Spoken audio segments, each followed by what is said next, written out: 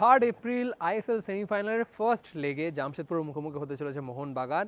আর তার ঠিক দুদিন আগে আজকে কলকাতায় বলতে গেলে সেকেন্ড লাস্ট প্র্যাকটিস সেশন মোহনবাগানের, এবং তার আগে সাংবাদিক সম্মেলন চালালেন কোচ হোসে মলিনা। এবং আজকের প্রেস কনফারেন্সে মানভীর এবং আপুইয়া, যাদেরকে নিয়ে কিন্তু একটু হলেও চিন্তিত মোহনবাগান ব্রিগেড, তাদেরকে জামশেদপুরের বিরুদ্ধে প্রথম লেগে পাওয়া যাবে কি না তা নিয়ে কিন্তু গুরুত্বপূর্ণ আপডেট দিয়ে দিলেন মলিনাকে কিন্তু জিজ্ঞেস করা হলো যে কেমন রয়েছেন এখন এই মুহূর্তে মানভীর বা আপুইয়া।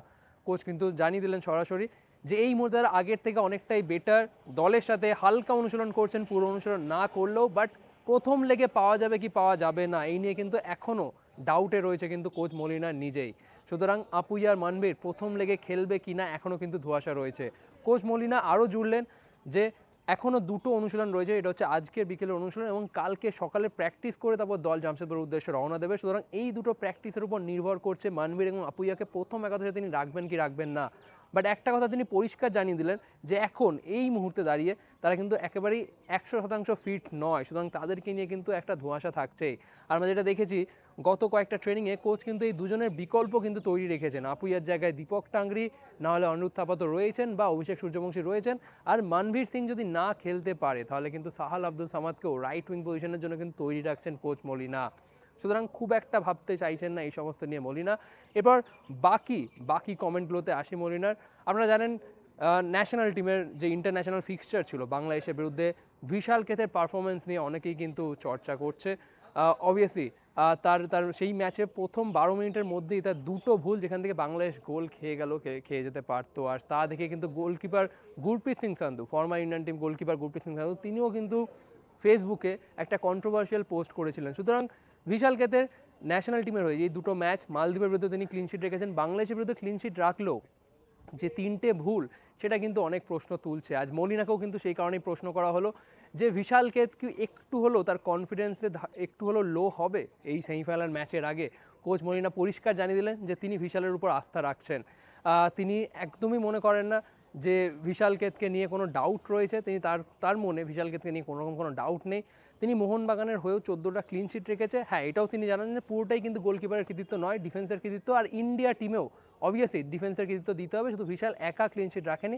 বাট নো ডাউট বিশাল যে একজন আউটস্ট্যান্ডিং গোলকিপার সে কথাই জানালেন কোচ মলিনা। এবং জামশেদপুর বিরুদ্ধে যখন খেলতে নামবে বিশাল, তিনি নিজের সেরাটা দেওয়ারই চেষ্টা করবেন, এমনটাই কিন্তু জানালেন মলিনা। সুতরাং সমালোচকদের মনে বিশালকে নিয়ে ডাউট থাকলেও কোচ মলিনার মনে কিন্তু বিশালকে নিয়ে কোনো ডাউট নেই। তিনি বিশালের উপর পুরো দমে কিন্তু আস্থা রাখছেন সেমিফাইনালের আগে। এরপর জামশেদপুরের বিরুদ্ধে ফার্স্ট লেগটা কিন্তু আওয়ে ম্যাচ, মোহনবাগান খেলতে যাবে জামশেদপুর। তারপর 7 তারিখ ঘরের মাঠে এসে কিন্তু ম্যাচ খেলবে মোহনবাগান, সেকেন্ড লেগটা যুবভারতী ক্রীড়াঙ্গনে খেলবে।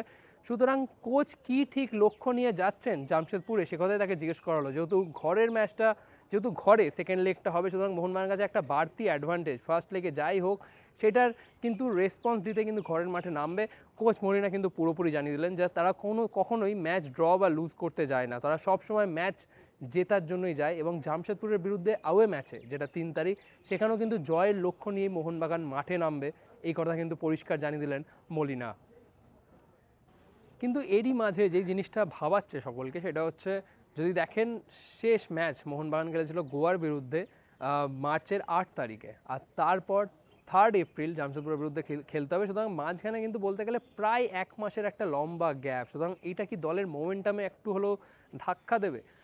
কোচ মলিনা কিন্তু পরিষ্কার জানিয়ে দিলেন যে পুরো দল কিন্তু 8 তারিখে ম্যাচ খেলার পর রেস্ট নিয়ে তারপর কিন্তু 18 তারিখ থেকে সেমিফাইনালের প্রস্তুতিতে নেমে পড়েছেন, এবং প্রস্তুতিতে তারা কিন্তু কোনো রকম কমতি রাখেনি। হ্যাঁ, অবভিয়াসলি তার মাঝখানে কয়েকজন ন্যাশনাল টিমের ফুটবলাররা কিন্তু ন্যাশনাল টিমের ক্যাম্পে যোগ দিয়েছিল। সুতরাং তা বাদ দিয়ে পুরো দল কিন্তু তারা এই যুবভারতীর ট্রেনিং গ্রাউন্ডে কিন্তু অনুশীলন চালিয়ে গেছে। সেমিফাইনালের প্রস্তুতিতে কোনো রকম কিন্তু কমতি রাখেনি দল।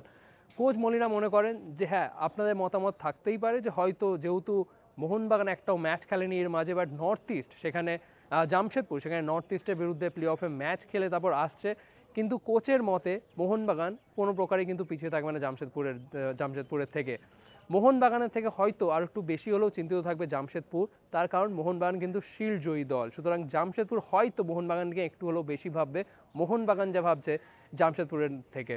কোচ মলিনা কিন্তু পরিষ্কার জানিয়ে দিলেন যে শিল্ড মোহনবাগান জিতে নিয়েছে, কিন্তু সেটা এখন অতীত। এখন মোহনবাগান ভাবছে কাপ কীভাবে জিতবে। সুতরাং মোহনবাগানের চোখে এখন একটাই পরিষ্কার লক্ষ্য, কাপ ঘরে তোলা। আর কি কি বললো Mohun Bagan head coach Jose Molina আজকের প্রেস কনফারেন্সে, চলুন শুনে নেওয়া যাক। Good afternoon, everybody. First of all, after a long time, yes. Of course, we